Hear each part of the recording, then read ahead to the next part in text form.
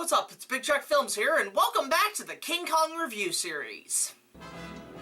France, a country that is confused with England, but also the home of the finest dining, delicious wine, and when visiting my lands of Canada, reside in the neighboring province of Quebec. Unless a war breaks out and you surrender like a bag of pussies, but also are known for some of their most creative filmmakers like Robert Bresson, Jean-Luc Godard, and the legendary La Belle and la Bête director Jacques Cocteau. Now you're all probably wondering, what the hell does France have to do with King Kong? Well, Kong has been somewhat of a staple in France. The original film premiered in the country on September 29th, 1933, to, once again, a major success. It also gained some variety with some hilarious commercials like this one.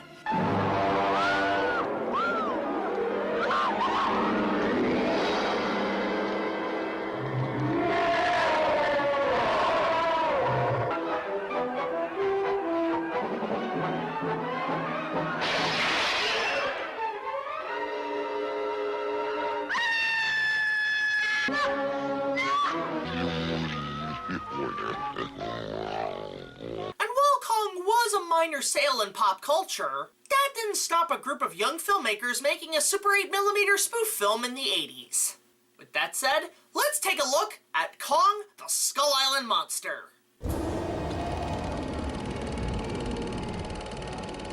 So as the credits roll in words I can't understand since I failed French class, the film opens on L'Aventure, as we see our Jack Denham and Inglehorn of the movie played by James Bond, Indiana Jones, and Captain Kirk? Huh, I didn't know I was watching Le Fan Fiction Theater tonight. Oh well.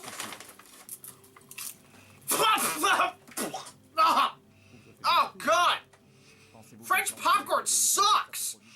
It tastes like the 1975 production of La Bête! Don't look it up. Beauty and the Beast, eh?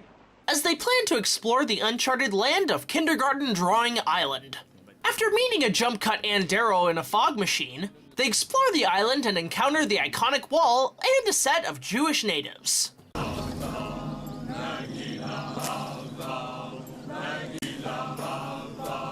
But the natives kidnap Anne and set her up to be sacrificed to the giant ape god. Look out! It's the leftover King Kong puppet from Mad Monster Party! So Kong grabs the girl and it's up to Indiana Jones to save her. After surviving a Kenner-sized log chasm, Indy manages to rescue Anne and Kong battles the T-Rex and...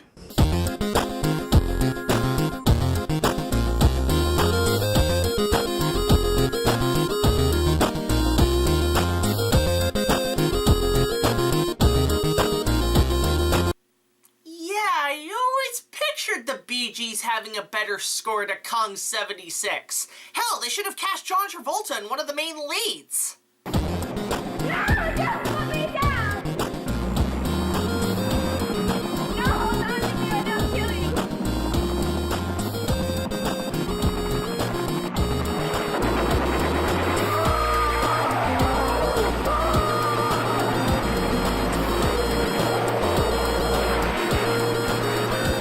So Indy and Anne escape back to the wall, but Kong is on their trail. However, it looks like 00 Denham has a gadget up his sleeve.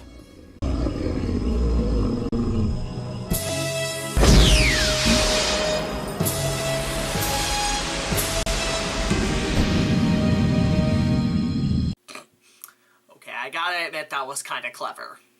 So Bond and the gang, of course, capture Kong and put him on display. But thank the non-existence of Snyder, Kong isn't in the mood to play Kaiju Jesus and the ape escapes. And of course, he retrieves Anne and climbs up the Empire State Building, as Indy and Bond come up with a plan.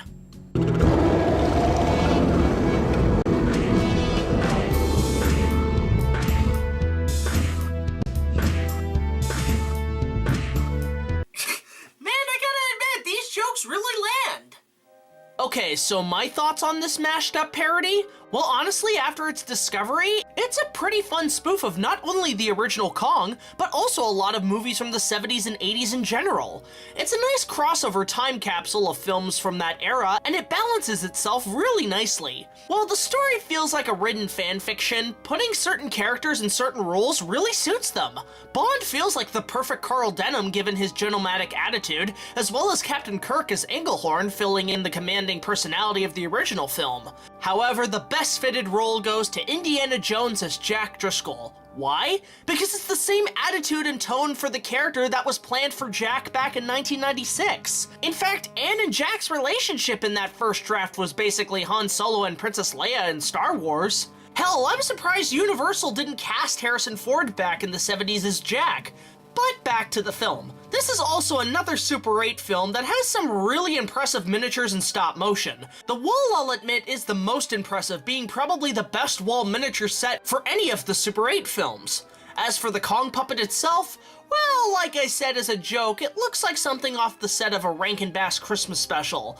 But for what it is, it's a cute little puppet that pulls off the performance, even if it looks like a cross between that 80s Donkey Kong plushie and Mr. Potato Head. You uncultured swine! What are you looking at, you hockey puck? Overall, Kong the Skull Island Monster is a really funny short. It has all the classic Kong motifs you expect, but adds its own humor and charm to it with its fanfiction's characters, great special effects, and some nice familiar music for said characters. While it is a French film with no subtitles, I pretty much got the gist of it, and I'd give it an overall 8 out of 10. I'll honestly say, out of all the spoofed Kong films, this one holds the record as one of the best. And with that, I'm finally done with the Super 8 era of Kong films. So what the hell could be next on my list? Well, we'll be jumping into the new millennium to take a look at another spoof film. And to make it simple, it's a big chimp.